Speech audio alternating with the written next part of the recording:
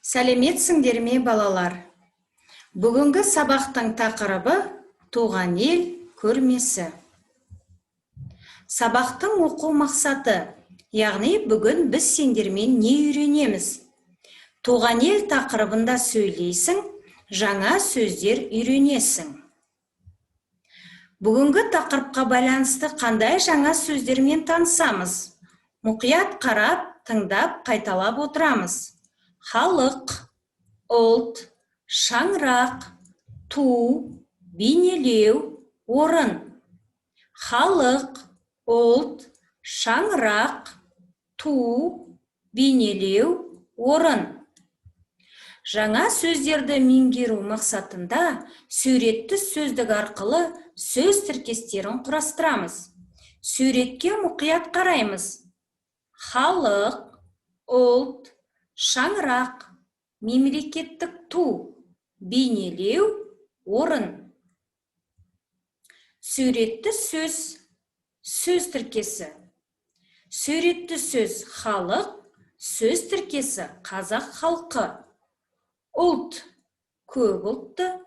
Шаңырақ, киіз үй шаңырағы. Ту, мемлекеттік ту. Орын, екінші орын. Бейнелеу, туған жерді бейнелеу. Тағы да бірез қайталап шығамыз, мұқият тыңдаймыз. Халық, қазақ халқы. Ұлт, көп ұлтты. Шаңырақ, киіз үй шаңырағы. Ту, мемлекеттік ту. Орын, екінші орын. Бейнелеу, туған жерді бейнелеу. Келесі, кітабымызды ашып, диалогты бірге тыңдап, және бірге оқимыз. Суретшілер көрмесінде. Қадірлі достар, біз көрмеде тұрмыз. Жас суретшілер туған ел тақырыбына қандай сурет салды, өздерінен сұрайық. Менің есімім Фарида. Мен Шымкентте тұрамын. Мен Шымкенттің суретін салдым. Менің есімім Расул. Мен Оралда тұрамын. Біздің аймақта жазық дала көп. Онда әр түрлі гүлдер өседі. Менің суретімде гүлдер бейнеленеді. Менің атым Медет. Мен Бурабай тауын бейнеледім. Таудың басында ту ұстаған баланың суретін салдым.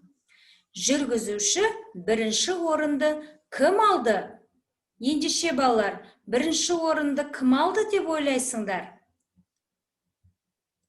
Жазылым. Кестеге сүйеніп, балалар туралы мәліметті дәптеріңе жаз. Дәптерімізді ашамыз, кестені толтырамыз.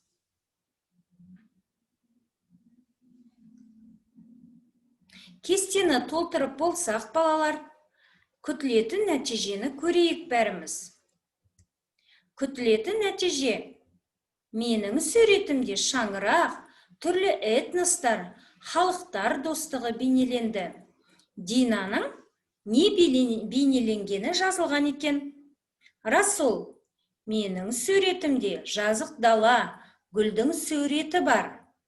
Медет, менің суретімде тау басында ту ұстаған бала салынды.